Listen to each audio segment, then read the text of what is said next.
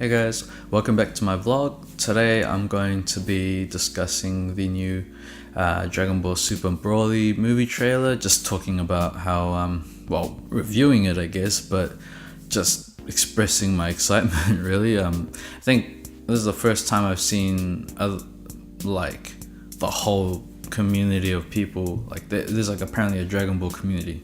Okay, there is. Online, we're all part of it, whether we accept it or not, but I watch other reviewers and YouTubers and stuff, and I think this is the one trailer I can say we all can agree that this is looking really, really awesome. I think they're gonna what's the expression I'm looking at,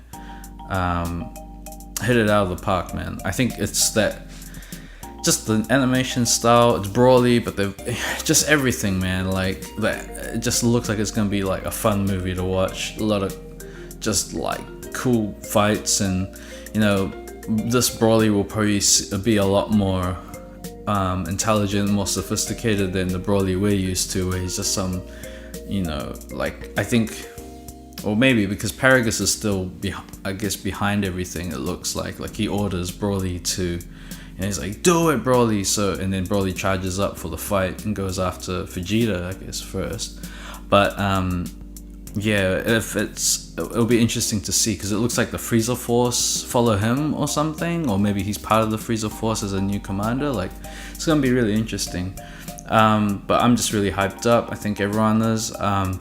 The old school animation is really well done, but then you can see Goku in blue form. Looks like there's a bit more effects on that, and I think that makes sense. They've got to do it. Even Frieza, Golden Frieza, they'll have to put a bit more of a computer generated effects in that kind of instance. But at least with for the most part, the talking interactions and the base form fights and that, it's probably gonna just be an old, not old, but an 80s style anime movie, which is I love those.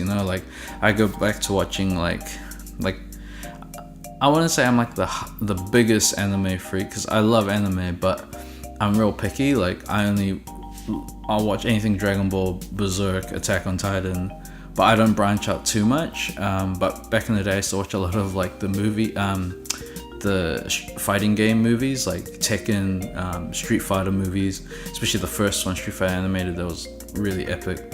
I like that gritty anime style and overly drawn, but not so much in the way that the details are in the new style of anime, where it's more shiny kind of lighting effects in that, whereas in the shading, whereas in the style that the old way was just heaps of sketch lines and all that, it just looked cool. And you're just seeing a little bit of that in this movie trailer. I'm pretty excited.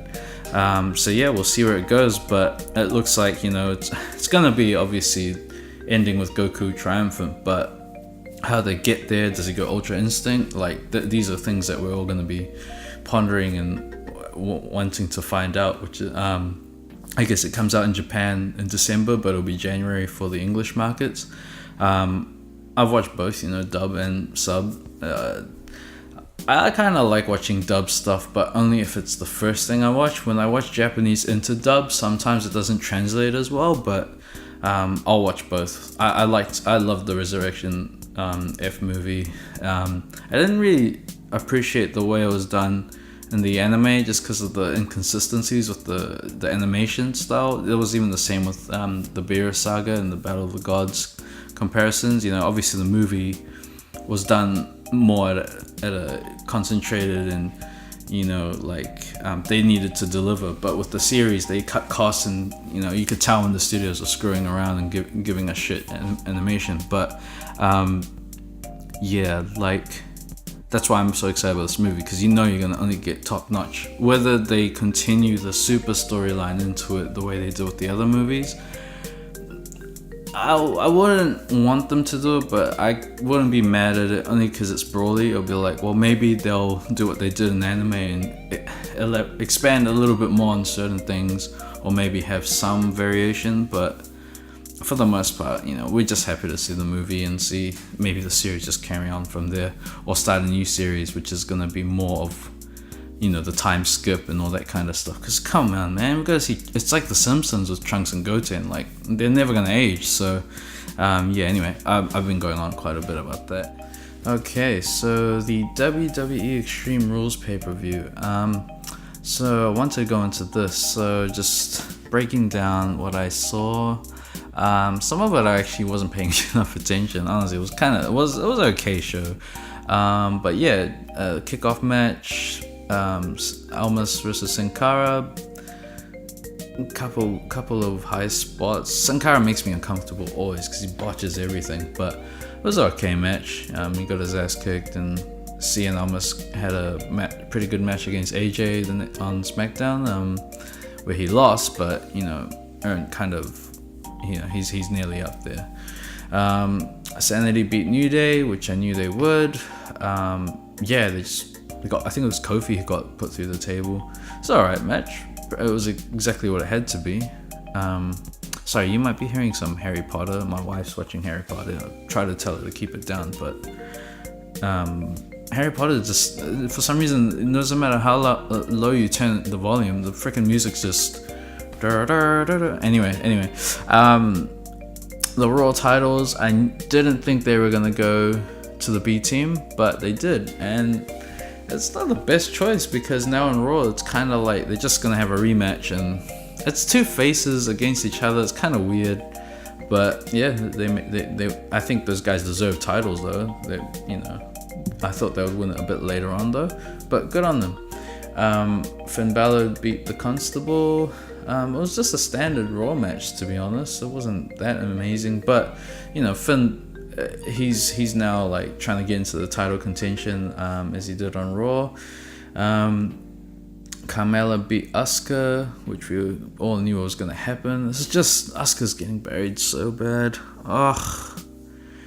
I mean, like, and the guy in the next match. I mean, these Japanese guys, they haven't really done that well except for AJ, but AJ isn't Japanese himself, he wrestled there and he was a great champion, but what I mean is, and like Finn's kind of part of that, but it's just like these Japanese guys, they're getting buried and like they're getting booked so terribly. Like, is it just a statement to say, you guys might be better at wrestling as a skill, but when it comes to that superstar thing, we know what's better, we know that a girl that looks like Carmella, I get it, she's trying to do this Cardi B kind of mash up with like other chicks, and like Iggy Azalea at the start of her career, like I get it, but you gotta be a bit more like realistic here. Like, Asuka can beat her ass, like she's a good wrestler, like isn't that what people want to see? I know it builds the story and you want them chasing, but Asuka as a champ will be good because she'll have that effect, like a Ronda Rousey effect, like she was undefeated in NXT, man, like come on.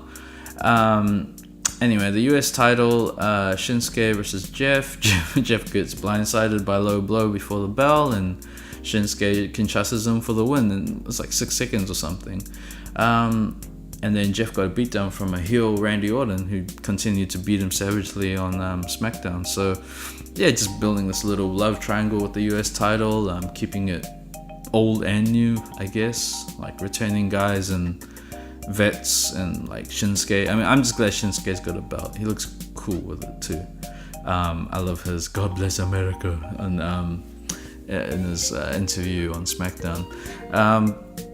KO won the way I knew he would by Strowman. Well, I knew he would beat Strowman. I knew he would get out of the ring by technicality, and he got chokeslam off the cage. I didn't call that. I just thought he might like accidentally fall or something weird. But yeah, he got chokeslammed, poor guy, and yeah, just keep Strowman's fine. He's gonna have the title soon. Bludgeon Brothers beat Team Hell No. Yeah, it wasn't the way I thought. I forgot that Miz had to do an appearance for a baseball thing, but the brothers just came and beat up Kane before the match backstage and injured him, and then he came out later, but it was too late to help Daniel, and they both lost. So.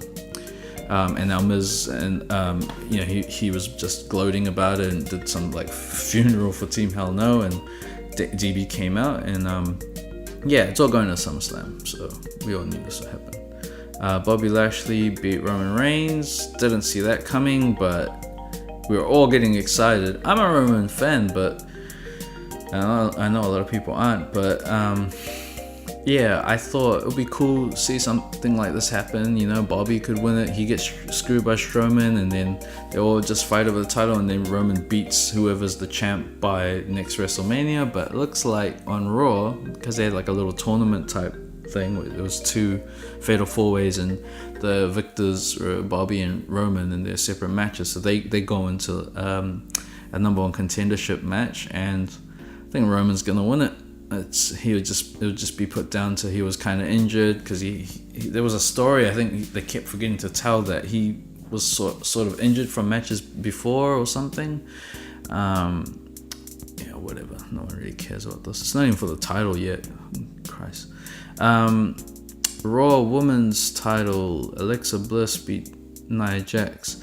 I'm glad the crowd's getting more behind Nia again. She isn't the champ now, so we can all just go back to seeing her be dominant, but not when it counts. That's pretty much her role now. At least she had the belt once. Seriously, at least she had it once. But yeah, Alexa beat her with some interferences by Mickey and Ronda Rousey and all that crap. I like Alexa Bliss. She's got a great career, man. She's won the title so many times on both brands. AJ beat Rusev. Yep, knew that would happen, but with the interference of Aiden English by accident, builds a cool side story. Hopefully you don't botch it up and make it an Alberto Ricardo Rodriguez scenario. And Dolph Ziggler, Seth Rollins, cool match. The crowd was pretty crap. It's Pittsburgh, man. They're always gonna be haters, eh? Chanting stuff during this match, being disrespectful. It's like, okay, you guys paid your money, but you guys are a bunch of assholes as well.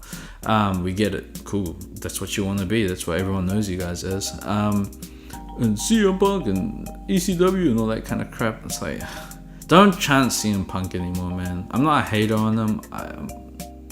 Don't even go there.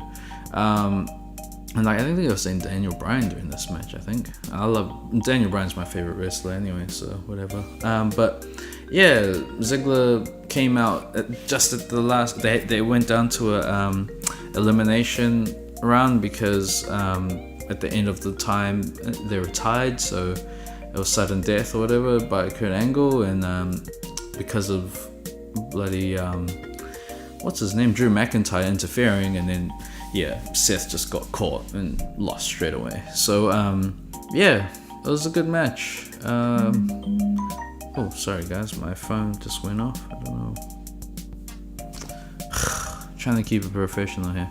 Anyway guys, so the last thing I just wanted to talk about is there's a new, if you've got YouTube Premium, you should really check out this G-Funk documentary. It's really just Warren G, Snoop Dogg, and just a whole bunch of other stars and rappers, you know, just talking about the evolution of hip hop and how they got to where G-Funk was, and the height of G-Funk and Death Row and Def Jam, you know, with Warren G. Warren G is quite very prominent in this, and I guess it's rightly so. I mean, you know, Nate Dogg's not here anymore, but I think his son was upset because they didn't interview anybody on his behalf. But I think it's just like one of those things, they give him his props. It's just one of those things, like, I think they knew enough to tell the story, and yeah, like, they probably just don't want to be disrespectful, even though eventually they were, but that wasn't by their own choice. I think it was fine.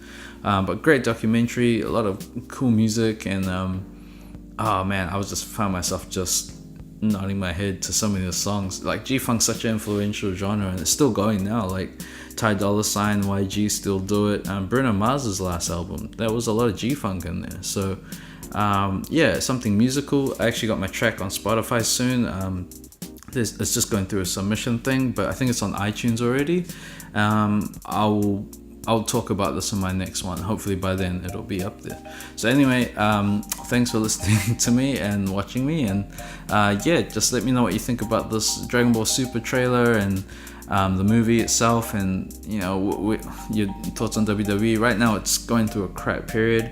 I actually think New Japan is just killing it, man. I watched this G1 special finally with Cody and Kenny's match and everything, and it's like, man, they make wrestling fun. Like it's just real. Like it's tough. Everyone seems really tough, but like quirky, and they're like a freaking anime. So yeah, they gotta do something about that, WWE. And yeah, watch that J-Funk documentary. So anyway, that's me for today. Hope you guys enjoy the rest of your week. Thanks for watching, and please subscribe and like my video. And yeah, I'll see you soon. Catch you later.